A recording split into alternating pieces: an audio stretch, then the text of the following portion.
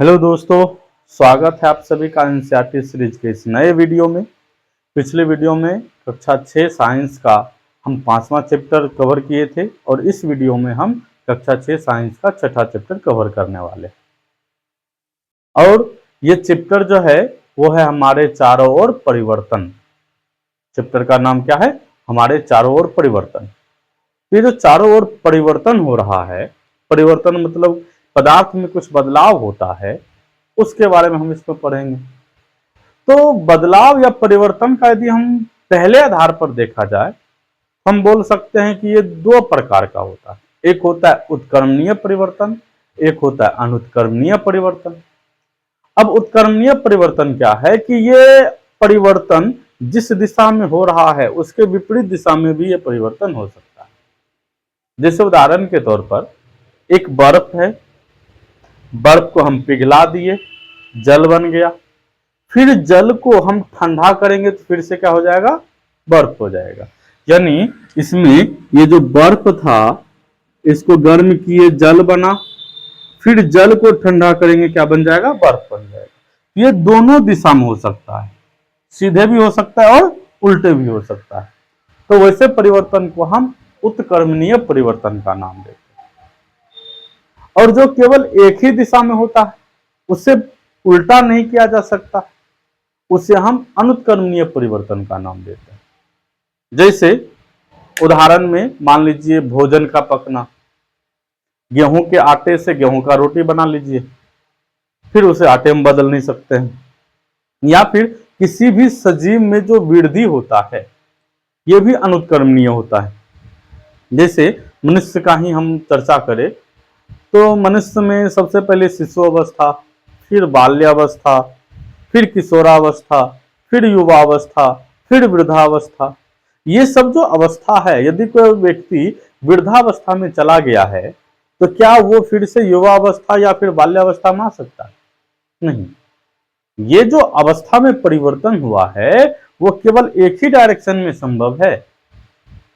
वृद्धावस्था से फिर से बाल्यावस्था या किशोरावस्था या युवावस्था में नहीं आ सकता, तो उसे हम बोलेंगे ये अनुत्क्रमणीय परिवर्तन।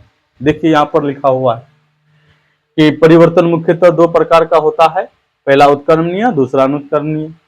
जब किसी परिवर्तन को उल्टा किया जा सकता है, जैसे ये बर्फ से जल, जल से बर्फ, उल्टा किया जा सकता है या उत्क्रमित किया जा सकता है। उत्क्रमित मतलब भी विपरीत किया जा सकता है, उत्क्रमणीय परिवर्तन कहलाता है। जैसे बर्फ का पिघलना, अभी जो उदाहरण दिए।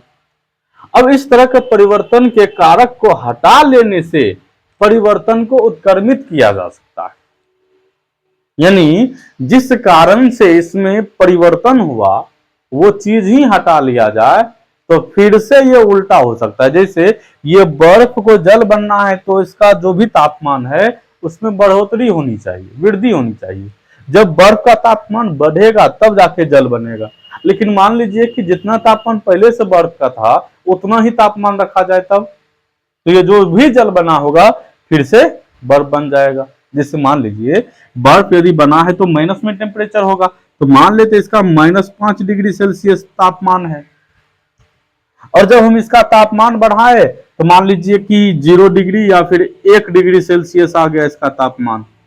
तो जैसे ही 0 या 1 डिग्री सेल्सियस तापमान होगा तो बर्फ से किस में बदलना स्टार्ट हो जाएगा? जल में। ये कब हुआ? जब हम तापमान बढ़ाए तब हुआ। लेकिन ये तापमान नहीं बढ़ाए और तापमान इतना ही रखे तो मान लीजिए जो पिघल चुका था, जल बन चुका था, क्या वो जल ही रहेगा? नहीं, वो फिर से तापमान कम होने के कारण क्या आ जाएगा? बर्फ में बदल जाएगा। तो यही बोला गया है कि जिस कारण से, जिस कारक से, जिस फैक्टर से परिवर्तन हुआ है वो फैक्टर को हटा लिया जाए तो वो फिर रिवर्स हो सकता है, उल्टा हो सकता है। यही पॉइंट यहां पर लिखा हुआ। फिर दूसरा है जब किसी परिवर्तन को उल्टा नहीं किया जा सकता है। जैसे उदाहरण बोले, जैसे आप कोई खाना पका दिए, भोजन पका दिए, तो फिर उसे आप कच्चा नहीं कर सकते हैं, तो उसे अनुत्क्रमणीय परिवर्तन कहते हैं। जैसे भोजन का पकना, किसी सजीव में वृद्धि, मोमबत्ती का जलना। मोमबत्ती का जलना कैसे हो जाएगा कि जब हम मोमबत्ती को जलाते हैं तो उसका कुछ हिस्सा CO2 के रूप में बाहर निकल जाता है। फिर वो जो CO2 है फिर उसको मोम के रूप में नहीं बदल सकते। तो इस प्रकार से वो अनुत्क्रमणीय परिवर्तन कहलाता है।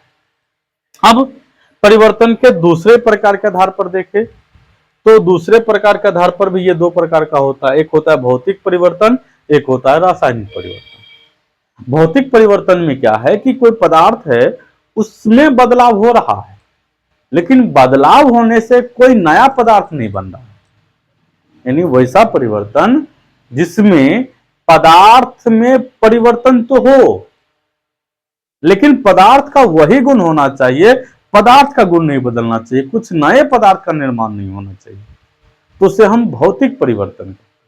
जैसे मान लीजिए गुब्बारा है और गुब्बारा में हम हवा भर रहे हैं, तो पहले गुब्बारा का आकार कुछ और होगा, जब गुब्बारा में हवा भरेंगे तो गुब्बारा फैलेगा, और गुब्बारा फैलेगा तो वो गुब्बारा ही रहेगा, दूसरा कोई चीज नहीं बन जाएगा। तो वैसा परिवर्तन जिसमें किसी नए पदार्थ का निर्माण नहीं होता है तो उसे हम भौतिक परिवर्तन का नाम देते हैं। जैसे उदाहरण में गुब्बारे का फूलना, ये उदाहरण हो जाएगा।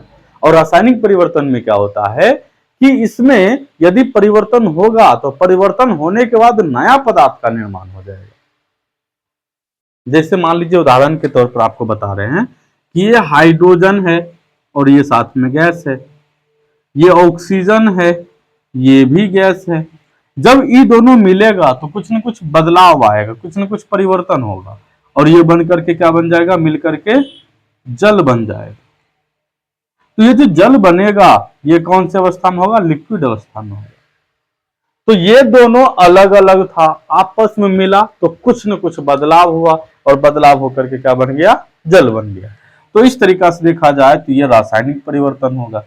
या फिर इसमें उदाहरण में भी लिखा होगा, जैसे जहां जंग लगना है, जंग भी कैसे लगता है, तो लोहा है, लोहा ऑक्सीजन और नमी से मिलता है, और जब ऑक्सीजन और नमी से मिलता है तो ऑक्सीजन और नमी इसमें जुड़ जाता है, और जुड़ने से जंग का निर्माण होता है।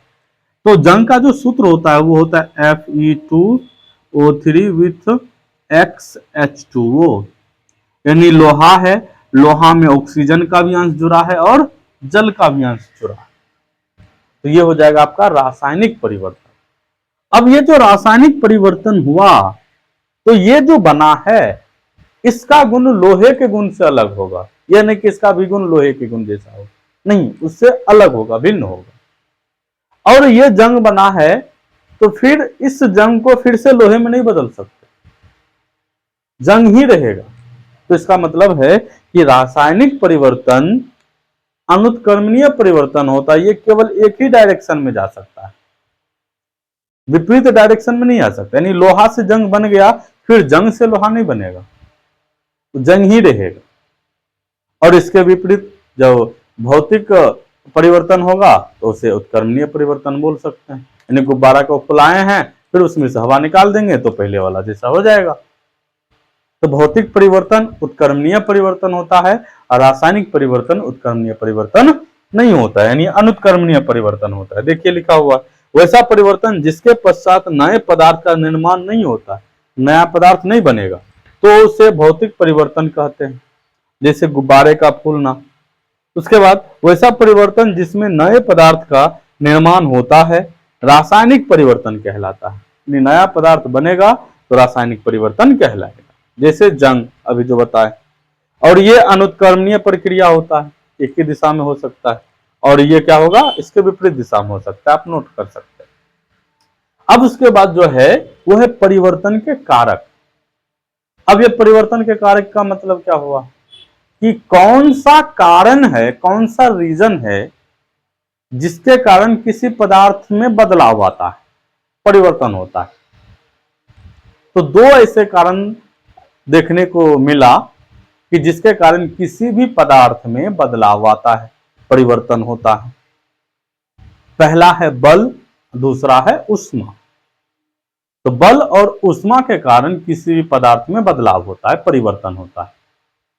जैसे मान लीजिए कोई लोहार है और लोहार मतलब हथौड़ी से लोहा पर प्रहार कर रहा है, तो लोहा का जो आकार होगा वो बदल जाएगा, और यहां जो आकार बदला है वो किसके कारण हुआ है, वो जो अपने बल से प्रहार कर रहा है बल से पीट रहा है, उसके कारण लोहा में बदलाव आया। तो इस तरीका से हम बोल सकते हैं कि बल के कारण वस्तु में बदलाव आता है, वस्तु में परिवर्तन होता है। और दूसरा जो बोले उष्मा, उष्मा का मतलब गर्मी। जैसे कोई बर्फ है, उसको नॉर्मल टेम्परेचर पर रखा जाए, सामान्य तापमान पर। सामान्य तापमान का मतलब हुआ जो वायुमंडल का नॉर्मल टेम्परेचर होता है, 25, 30, 35 के आसपास।